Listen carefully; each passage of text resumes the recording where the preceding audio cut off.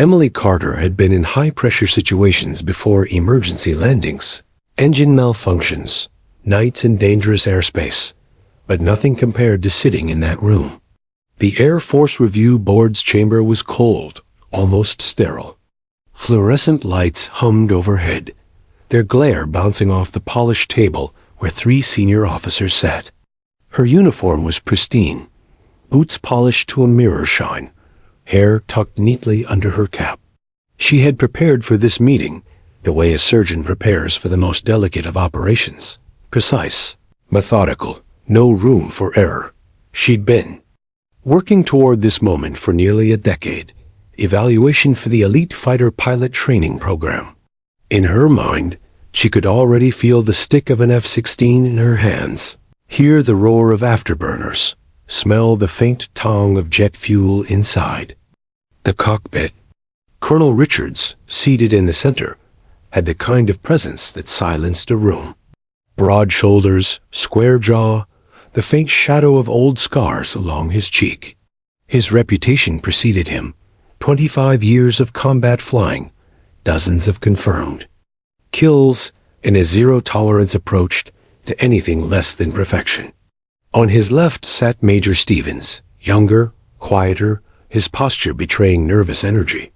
On the right was Lieutenant Colonel Myers, expression carved from stone. Richards opened the folder in front of him, her folder. Carter, Emily R., in bold letters. He flipped through her service record, his fingers tapping the paper in an unhurried rhythm. "Lieutenant Carter," he began, voice even but heavy, "we've reviewed your application in full." Emily's heart thudded once, but her face remained neutral. "Yes, sir." "Your simulator scores," Richard said, pausing as if reluctant to continue, "are extraordinary. In fact, the highest among all applicants this cycle." Emily's eyes flicked briefly to Stevens. He was watching her, lips pressed into a thin line. She knew enough about board psychology to recognize a pattern: lead with praise, then deliver the blow. "However," Richards went on, leaning back in his chair, "our primary concern is your lack of real-world fast-jet combat experience. Reconnaissance flights, while valuable, are fundamentally different from dogfighting at Mach 2. Emily kept her voice level. "With respect, sir, I've logged over 1,200 hours in contested airspace, often under fire. I've executed evasive maneuvers under missile lock and returned home without losses. I believe those skills translate directly to combat operations." "Observation and evasion," Richards replied, "are not the same as aggressive engagement." Emily inhaled slowly, feeling the weight of the moment pressing down on her. She'd heard the rumors, how some still believed women didn't belong in the cockpit of a fighter jet, at least not in combat roles. Officially, the Air Force had moved past that. Unofficially, bias lingered in the shadows. She let her words come out steady, but edged with steel. "Sir, may I ask something directly?" Richards gave the smallest nod. "If my name read Edward Carter instead of Emily Carter, would we still be having this conversation?" The silence was suffocating. Stevens' eyes darted to Richards. Myers shifted slightly, the leather of his chair creaking. "This isn't personal," Myers said at last, his voice low. "The decision is unanimous.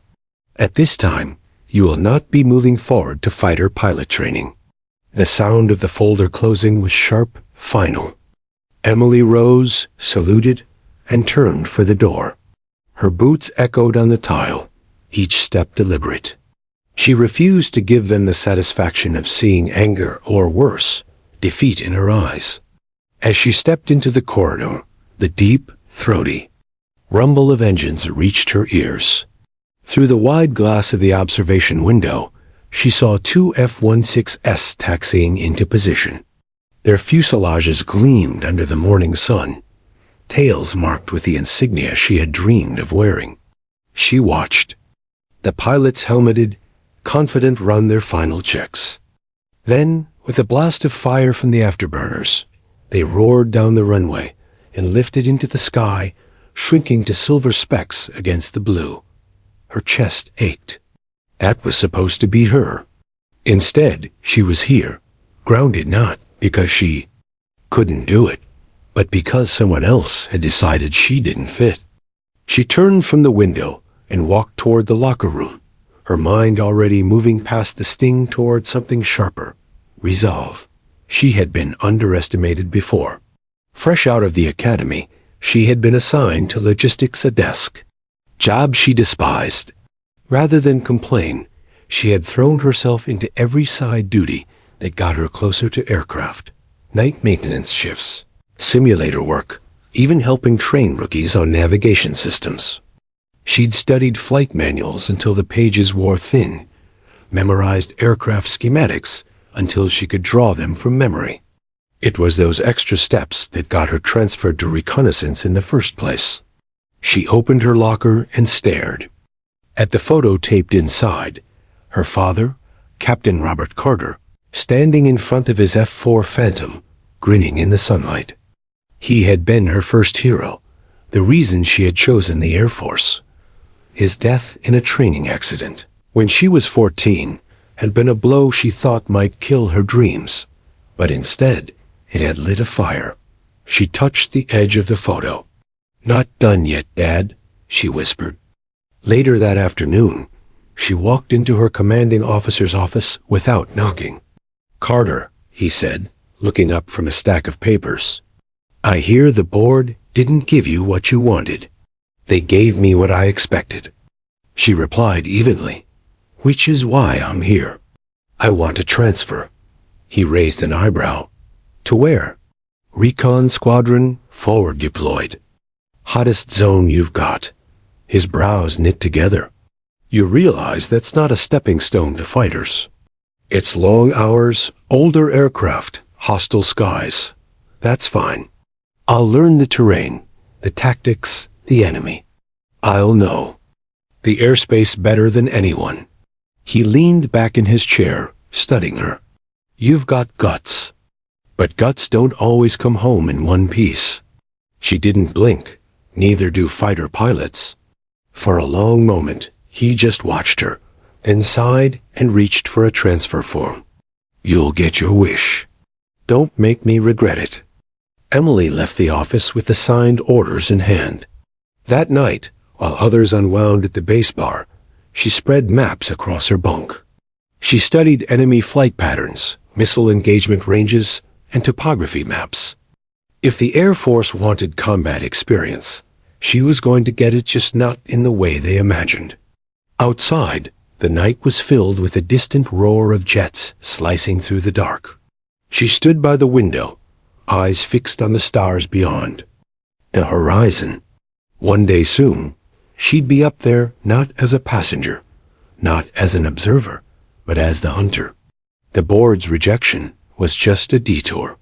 And detours, she knew, often revealed the most important terrain. Emily Carter had never once failed to reach a destination she'd set her sights on. And she wasn't about to start now. The orders came through faster than Emily expected. Within a week, she was wheels up on a transport plane bound for Al Dhafra Air Base, an American outpost in the Middle East sitting just a few hundred miles from the edge of active conflict zones. She had never been stationed this far forward before. Reconnaissance missions from here weren't just close to the action, they were the action. From the moment her boots hit the tarmac, she could feel it in the air. The heat was relentless, the horizon shimmering with mirages, and the sky was never quiet. Somewhere up there, friend and foe were always circling. The base had a rhythm, unlike anywhere she'd served before. It was a constant ballet of takeoffs and landings, fuel trucks weaving between aircraft, crews running checklists at a pace that suggested every second mattered. The air smelled of scorched sand and jet. Exhaust. Her aircraft was waiting for her in a hangar on the far side of the runway, an aging RC-135 reconnaissance plane, nicknamed Old Crow by the squadron. She had flown similar models before, but this one looked like it had been through a few. Too many sandstorms. Paint was chipped, the underbelly streaked with oil stains. Captain Harris, the squadron commander, greeted her with a handshake that felt more like a test of grip strength. "Carter," he said, sizing her up. "Word from your CO says you volunteered for this posting." "Yes, sir," she replied. "Most people try to avoid this place unless they've made bad life choices," he said dryly. "Why'd you pick it?" "I wanted to be where it matters," she answered without hesitation. Harris tilted his head. "Well, you found it. Out here, every mission matters, and so does every mistake." He walked her around the RC-135, pointing out modifications unique to the forward-deployed variant. "She's not fast, and she's not pretty, but she'll see everything up there. You keep her alive, she'll keep you alive." That night, Emily met her new crew in the ready room. 4 men, 2 women, all with the weathered look of people who'd spent too many hours in the air over hostile territory. They gave her the once-over curiosity, skepticism, maybe even a hint of respect for volunteering. Her first mission was scheduled for dawn. The briefing was blunt. Fly into a corridor that intelligence believed enemy aircraft had been using to stage operations. Their job wasn't to engage, just to observe, record radar signatures, track movement, gather patterns. It sounded simple. Enough on paper. In reality, it was flying straight into someone else's hunting ground, unarmed, relying only on speed, altitude, and unpredictability to stay alive. The RC-135 lumbered down the runway at sunrise, the desert painted gold beneath. The rising sun. Emily sat in the pilot's seat, fingers resting lightly on the controls. Even with years of flight hours behind her, the first time in a new aircraft always came with a touch of anxiety. She let it settle into her muscles, the way she always did, just enough to keep her sharp. 2 hours into the mission, they picked up faint radar activity. Moments later, AWACS relayed the warning. Enemy interceptors were airborne. "They're not supposed to be this close," her co-pilot muttered. Emily's eyes scanned the horizon. "They are now." She pushed the throttles forward, climbing hard, then rolling into a dive that bled speed in a way most RC-135 pilots wouldn't dare. The old bird groaned in protest, but she responded like a living thing in her hands. The radar contacts closed distance, fast too fast. "Missile lock," the electronic warfare officer called out. Emily threw the jet into a sharp bank, dropping altitude so violently that loose pens and coffee cups went tumbling through the cabin. The missile warning tone went from urgent to silence as the lock broke.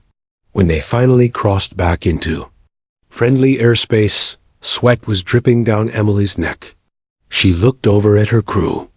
They were quiet not from fear, but from processing what had just happened. Captain Harris was waiting when they taxied in. He climbed the ladder to the cockpit before she'd even powered down the engines. "Who taught you that dive?" he asked. "No one," Emily replied. It just seemed like the only move they wouldn't expect. Harris studied her for a long moment, then grinned faintly. "You're either going to be the best damn pilot I've got, or the craziest. Maybe both." Over the next 3 months, Emily flew mission after mission, each one deeper into contested skies. She learned to read enemy movement like a chessboard, anticipating when fighters would launch, how long they'd linger, and which maneuvers they used to flush targets. Her crew began to trust her instincts, following her lead without question. More than once, those instincts pulled them out of a trap seconds before a missile could find them. Word began to spread around the base. "She flies that old recon bird like it's a fighter," one mechanic said. "Yeah," another replied, "and somehow lives to tell about it." Emily didn't think of it as showing off. She thought of it as training. Every tight turn, every dive, every feint against enemy interceptors was a rehearsal for the cockpit she still intended to occupy someday. The fighter program was still close to her for now, but she knew this. Every hour she spent up here was a strike against the board's argument. They wanted combat zone experience? She was drowning in it. Late one night, after a particularly long mission, Emily found herself alone in the hangar.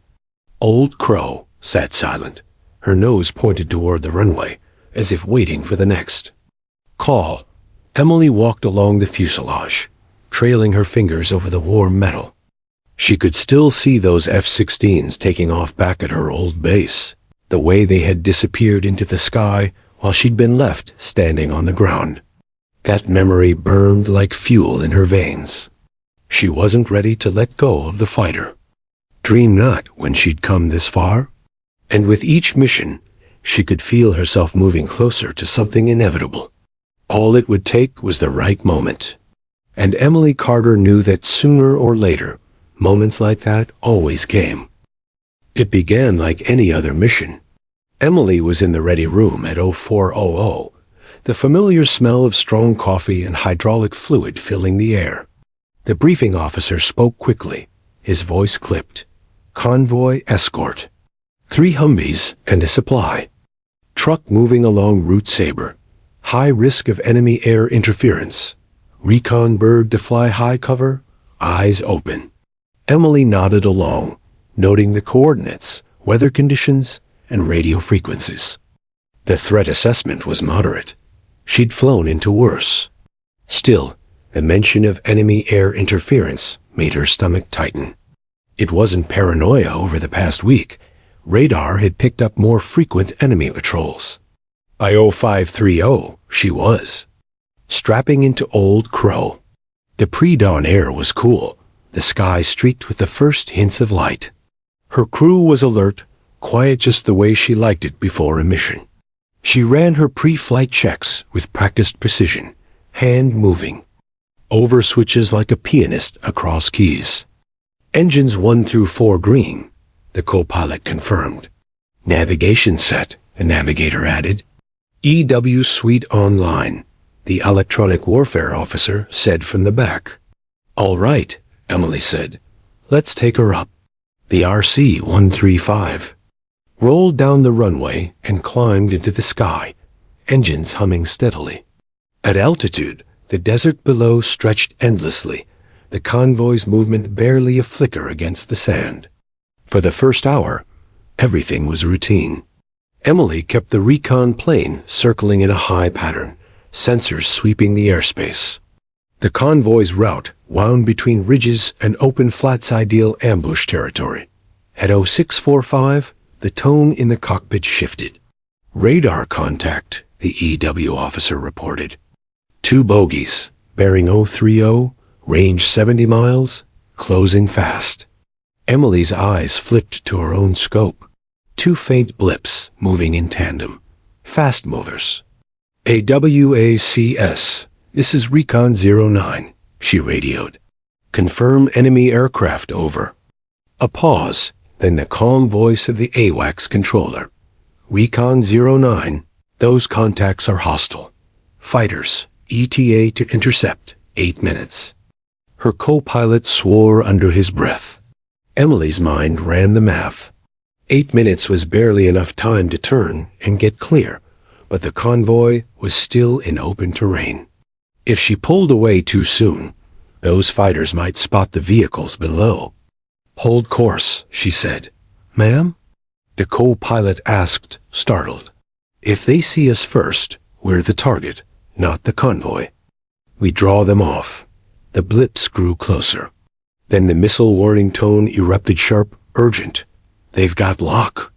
The EW officer shouted. Emily threw the RC-135 into a dive, so steep the crew gripped their harnesses. The altimeter spun, like a clock on fast forward. At 6,000 feet, she leveled, engines straining, then climbed again in a sharp spiral. The first missile streaked past, its exhaust trail cutting across the cockpit glass. Missile 1 missed. Missile 2 still tracking. She banked hard left, kicking the rudder and dropping chaff in a glittering burst. The second missile lost lock, veering harmlessly into open air. Both missiles evaded, the EW officer confirmed, voice breathless. Not done yet, Emily said. The fighters were still closing, their superior speed eating up the distance. Emily pushed the throttles forward, coaxing every knot from the old engines. She knew she couldn't outrun them forever. AWAC Recon 09. Request immediate. Friendly fighter support. Negative, AWACS replied. All assets engaged. You're on your own, 09. The words hit like ice. Emily made her decision. We're taking them low. She dropped the RC-135 toward the desert floor, flying barely 100 feet above the sand. At this altitude, the heat shimmer distorted radar returns, buying them precious seconds. The aircraft roared over dunes, shadow flickering across the ground. The enemy fighters followed, dipping into the low flight path. That was what she wanted.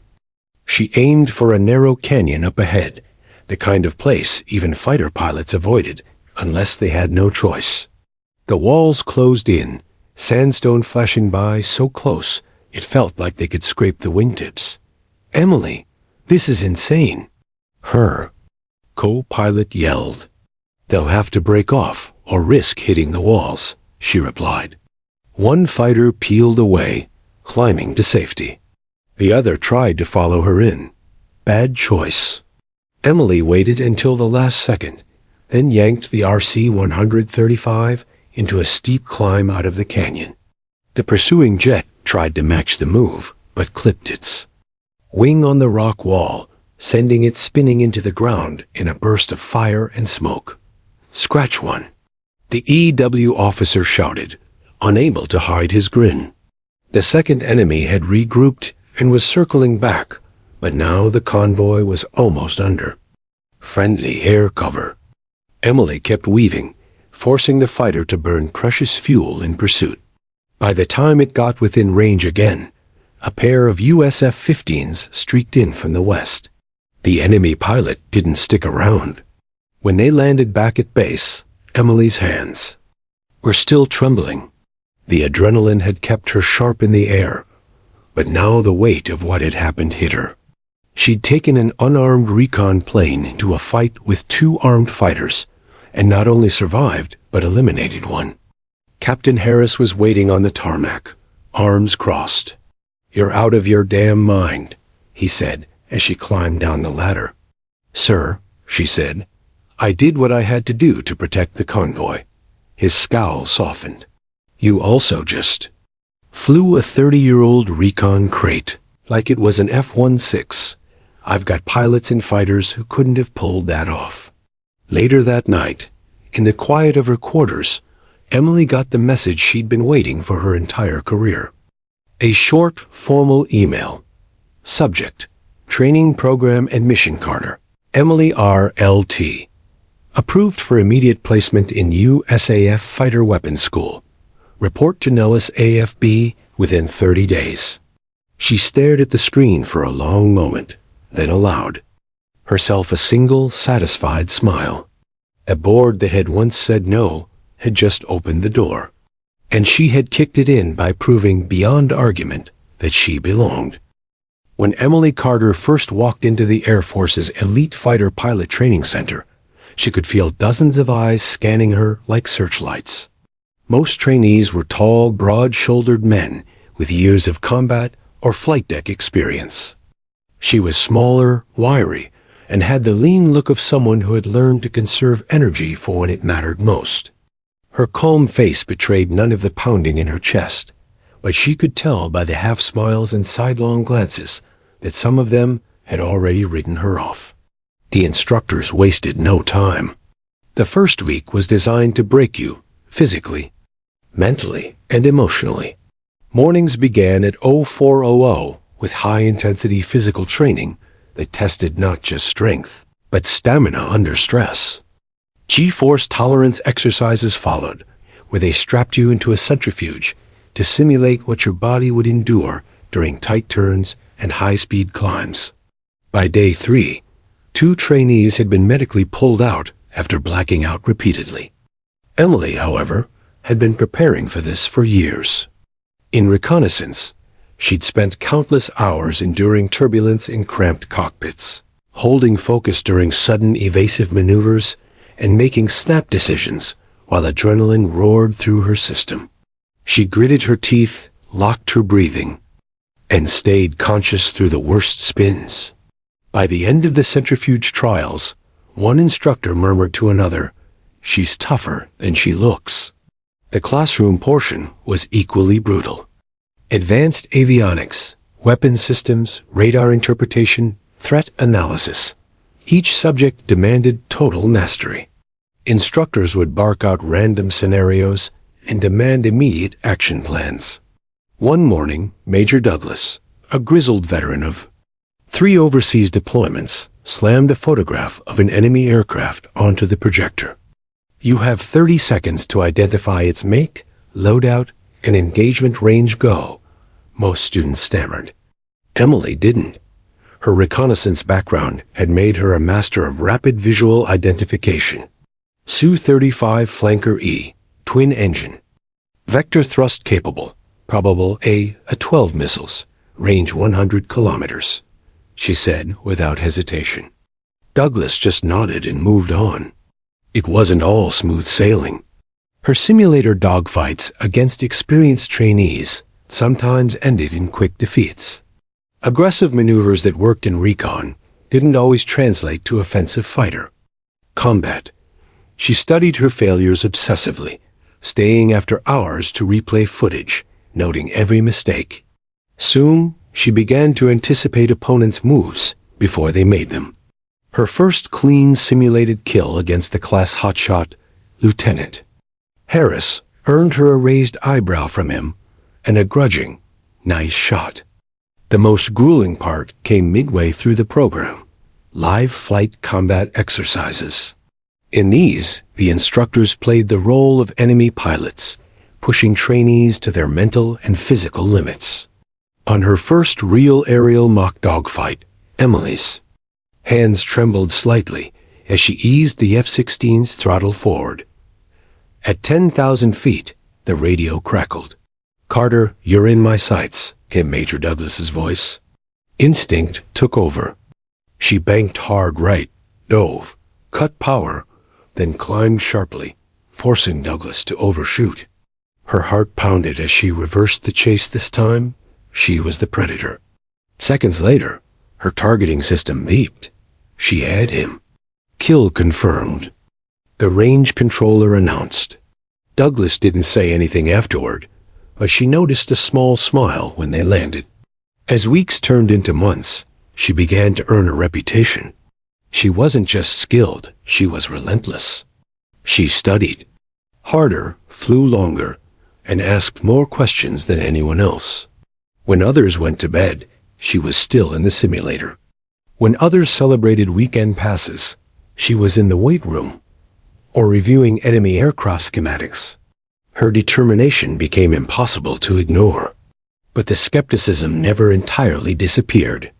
During a break, Harris, now one of her friendliest rivals, leaned against the hangar wall and said, "You know, some guys here are just waiting for you to mess up. Prove them wrong." She looked him in the eye and replied, "I plan to." The final evaluation loomed, a full-scale combat simulation combining multiple jets, live munitions, training versions, and coordinated ground support. The exercise would determine who graduated and who washed out. Emily was assigned as flight lead for her squadron, a decision that drew murmurs from a few male trainees who thought it was a setup for her to fail. The day of the test dawned crisp and clear. Climbing into her jet, she went through pre-flight checks with practiced precision. Once airborne, she led her squadron toward the target zone. Enemy red team fighters appeared on radar within minutes. Using a mix of speed changes, altitude shifts, and sharp vector changes, she outflanked the lead enemy aircraft and scored an early kill. Her voice was calm over comms. 1 down, 3 to go.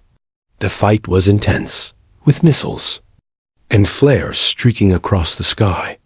She coordinated her wingmen's attacks like a chess master, baiting enemies into traps and exploiting their overextensions.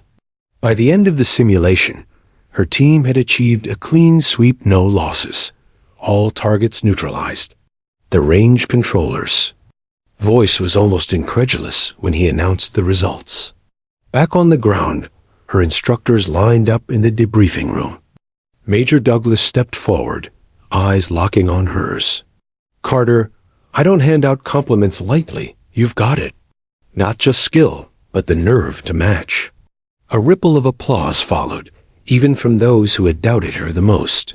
That night, Emily sat alone in the quiet of her quarters, staring at the silver pilot wings now pinned to her uniform. She'd fought harder than anyone expected, and now she was officially a combat-ready U.S. fighter pilot. But deep down, she knew the real test hadn't even started yet. Somewhere out there, in the chaos of real war, she'd have to prove it all over again. Emily Carter's first official deployment orders came faster than she expected. Barely 2 weeks after earning her combat wings, she was on a C-17 transport bound for an undisclosed airbase in Eastern Europe. Intelligence reports spoke of rising tensions along the border, enemy aircraft probing restricted airspace, and ground forces massing where they shouldn't be.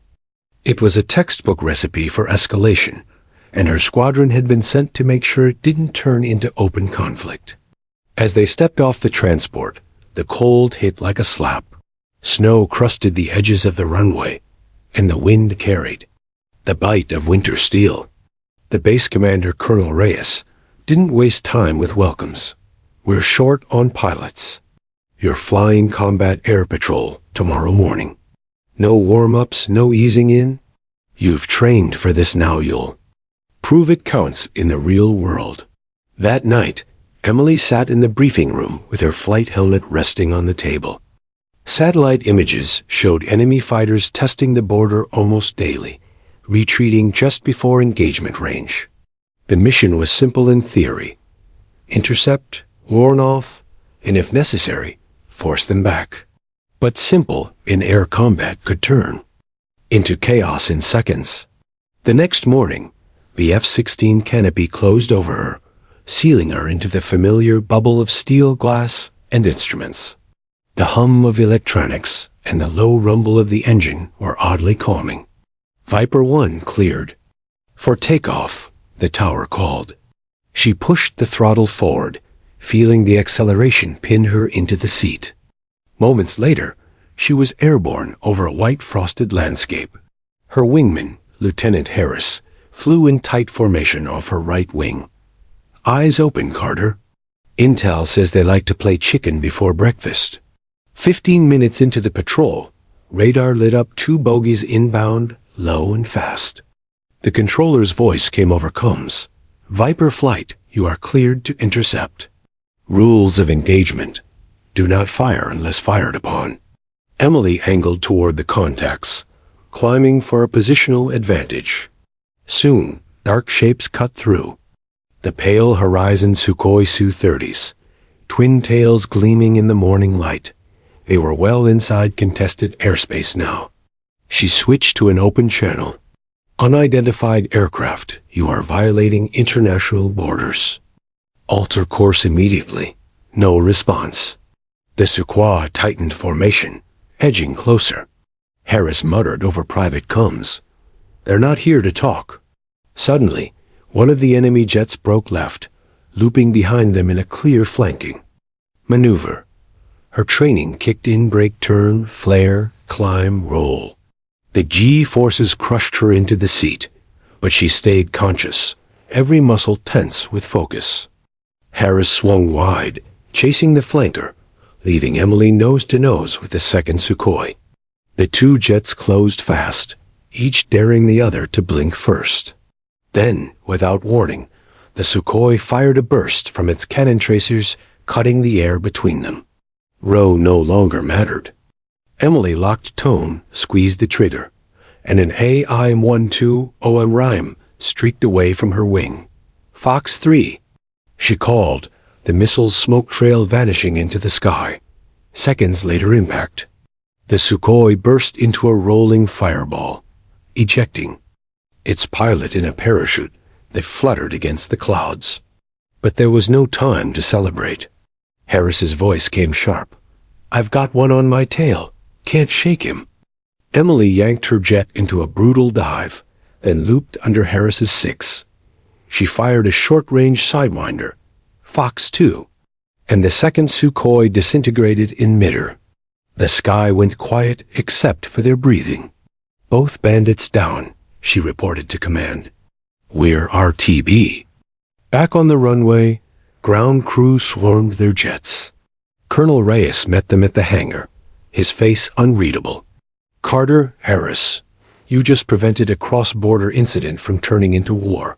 Good work." Then, more quietly to Emily, "Not bad for your first day in theater." That night in the barracks, Emily lay awake, staring at the ceiling. She could still hear the missile lock tone, still see the enemy pilot bailing out, still feel the rush of surviving her first dogfight. She had crossed the line between training and reality, and there was no going back. 3 days after the border skirmish, Emily's name appeared on the mission board beside 2 others, Harris and Captain Ryan "Hawk" Delaney, one of the most experienced pilots in the squadron. The assignment briefing was different this time, longer, sharper, with too many classified slides.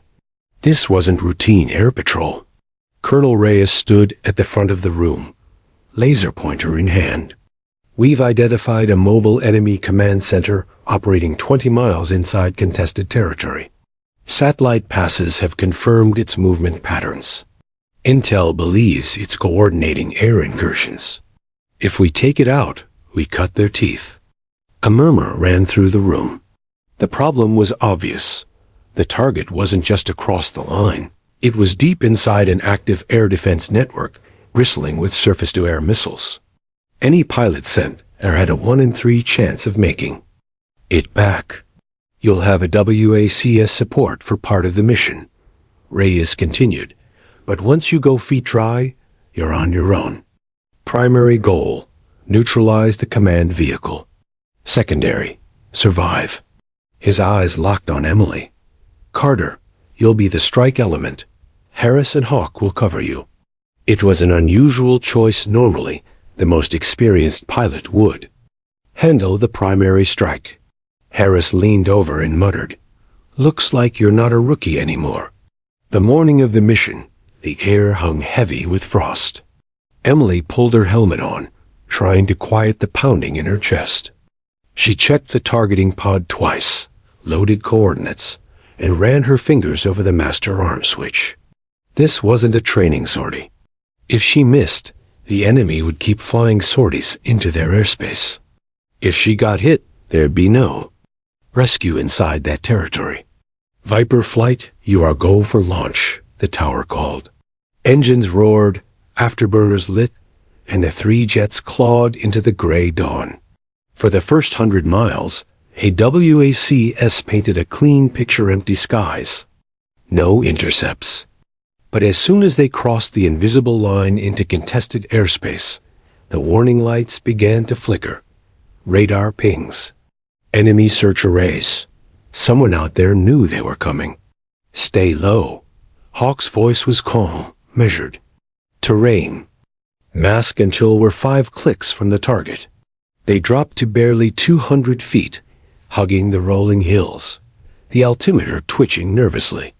Every second, Emily scanned for missile plumes or enemy fighters. The closer they got, the more she felt the noose tightening. At 6 miles out, Harris called it.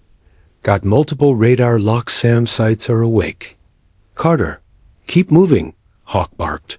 "Harris, on me, let's draw them off." In seconds, Hawk and Harris were climbing and weaving, dumping flares and chaff, dragging missile locks with them. Emily stayed low, heart hammering, the target now glowing in her targeting pod, a camouflaged convoy, 1 truck larger than the fall. Rest. That was the command vehicle. She armed her precision-guided bow, lined up the laser, and began the final run. A missile warning shrieked in her ears close, too close. She jammed the stick left, dropped flares, and rolled back toward the target. "Carter, talk to me," Hawk demanded over comms. "Still on target," she gasped, eyes locked on the crosshairs. She squeezed the release. The bomb slid away beneath. Her jet, guided by her laser designator. 5, 4, 3. The explosion ripped through the convoy, scattering debris across the road. Secondary blasts confirmed ammunition cook-off. "Target destroyed," Emily called, yanking her jet into a steep climb. But the danger wasn't over. 2 enemy fighters had scrambled, vectoring toward her position. Harris's strained voice. "Cut in. We've got bandits fast movers, bearing 090. Emily's fuel warning flashed. She didn't have time for a prolonged fight. Hawk's tone turned deadly serious. "Carter, punch it. We'll cover." She didn't want to leave them, but orders were orders. She shoved the throttle forward, afterburners blazing, tearing back toward friendly airspace. Behind her, she could hear Hawk and Harris engaging, missiles launching, G-forces straining their voices. Minutes later, she broke free of enemy radar. Range and AWACS came back on comms. "Viper 1, we have you on scope. You're clear to RTB." Landing felt surreal. Ground crew rushed to her jet, pointing at scorch marks along the fuselage where shrapnel had kissed the paint.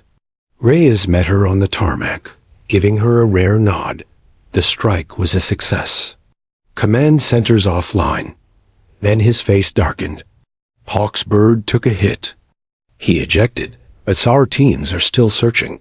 Emily froze. She'd completed the mission, but at a cost she hadn't expected. The cheers in the hangar felt hollow. She couldn't shake the image of Hawk's jet trailing smoke over enemy territory. That night, lying in her bunk, Emily realized something. Combat wasn't about glory. It was about decisions you had to live with. And tomorrow, there would be more decisions to make. Dawn broke cold and pale over the airbase, but Emily hadn't slept. The search and rescue updates came in all-night spotty radio contact, conflicting drone footage, and finally, a grim confirmation. Hawk had landed in enemy territory, evaded. Capture for 12 hours, but his locator beacon had gone silent just before dawn.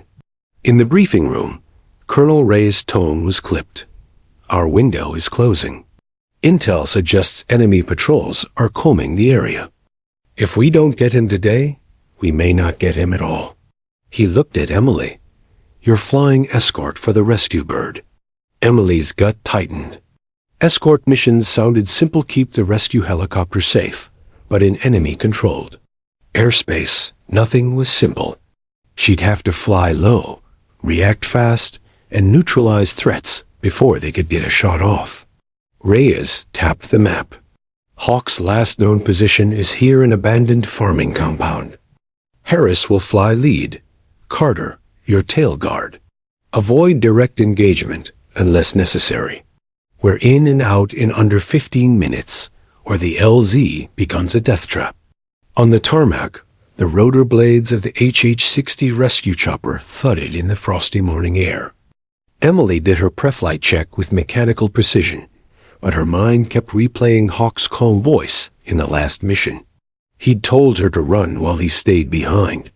Now it was her turn not to fail him. The mission launched just after. Sunrise 2 F-16S and the rescue bird, skimming over ridges to stay under radar. Static filled the comms until they crossed into enemy territory. Then Harris's voice crackled, eyes open getting faint radar returns. A minute later, tracers arced up from a tree-lined small arms fire. Harris dove, strafing the position, clearing a path for the helicopter. Emily scanned the skies, tense. That's when her RWR screamed a missile lock from the right flank. Missile. 3 o'clock. She shouted. She rolled hard, flares bursting from her jet, and spotted the launcher, a man-portable SAM on a hillside. She lined up, fired a burst from her cannon, and the threat vanished in a plume of dirt and fire. The rescue bird kept pushing forward. 2 mics to LZ, the pilot announced. As they neared the compound, Emily's heart pounded. From above, the place looked abandoned, rusted machinery, collapsed roofs, but something felt wrong. Too still. "Chopper, hold position," Harris ordered, but before he could finish, movement erupted from the north side of the compound. Enemy trucks roaring in, fighters dismounting. It was an ambush. Emily didn't hesitate. She broke low, ripping. Across the compound's edge, her cannon spitting fire. Trucks exploded, scattering the soldiers. Harris dove in beside her, sending rockets into the dirt road to block reinforcements. "Go, go, go," Harris barked to the rescue crew. The HH-60 swooped in, its crew sprinting toward the main building. Minutes felt like hours. Emily circled tight, eyes scanning for more threats. A lone figure staggered from the doorway flight. Suit torn, helmet gone, but unmistakable. Hawk. The crew dragged him aboard, and the chopper lifted. That's when the radio crackled with a WAC says warning. Bandits inbound, 2 fast movers, closing from the southeast. "Not today," Emily muttered, shoving her throttle forward. She and Harris turned into the threat, their radar painting 2 enemy MiGs screaming toward them. Missiles locked, flares popped, and for 30 seconds, the sky became chaos jets. Twisting, contrails snaking, explosions flashing in the distance. Emily fired first, her missile streaking out and slamming into the lead MiG. Harris danced with the second, finally forcing it to break off. By the time they regrouped with the rescue bird, they were almost at the border. AWACS's voice was, "Calm now. Viper flight, you are feet wet. Welcome home." Back at base, Hawk limped off the chopper, his grin tired but unbroken. "Took you long enough," he rasped to Emily, and she realized she'd never heard sweeter words. But that night, she also realized something else. Missions like this didn't end when you landed. They stayed with you, etched into the mind, a reminder of the razor-thin line between loss and survival. The months following the rescue mission were a whirlwind. Emily Carter had earned the respect of her squadron, her commanders, and the Air Force brass. Yet, despite her growing reputation, the highest test of her career was still ahead, a mission. Whispered about in briefings, but never openly discussed. An emergency air support operation deep inside enemy territory, where lives and the fate of an entire Allied battalion hung in the balance. It started with a frantic call just before dawn. A forward operating base had been overrun, trapped by a swift enemy armored assault. Communications were scrambled, and the troops were calling for immediate air cover.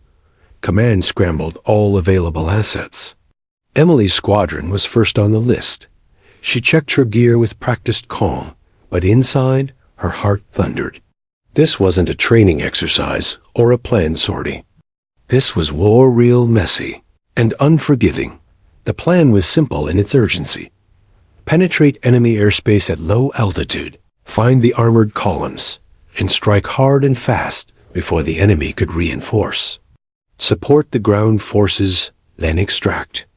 Without becoming the target, Emily led the flight of 4 F-16s, each jet loaded with a mix of a GM-65 Mavericks, bombs, and air-to-air missiles.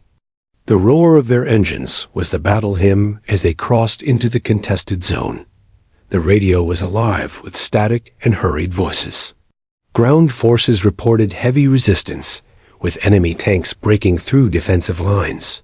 The clock was ticking.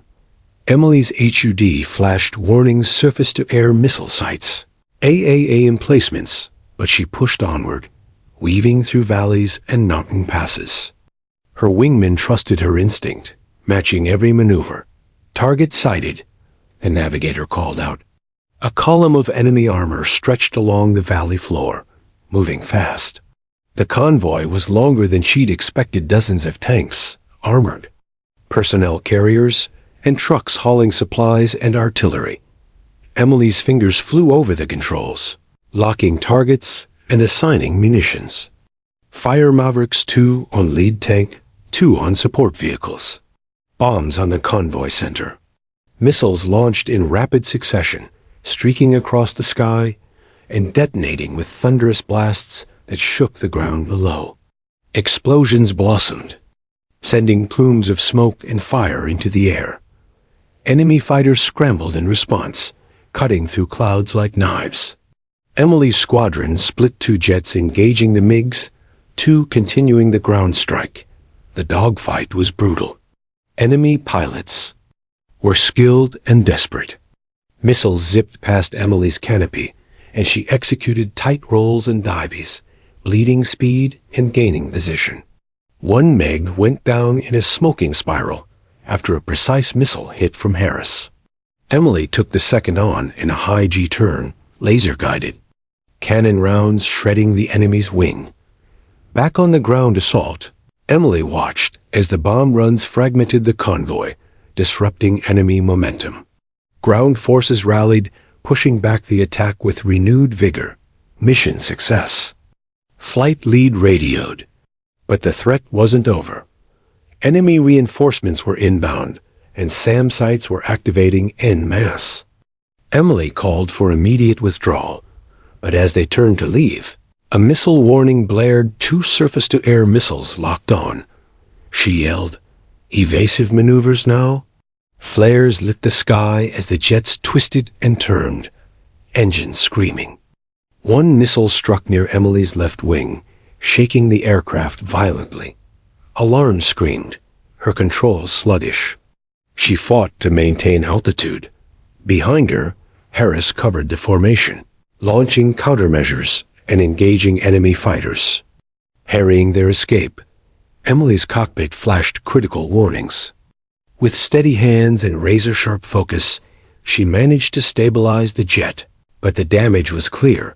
She was flying on borrowed time.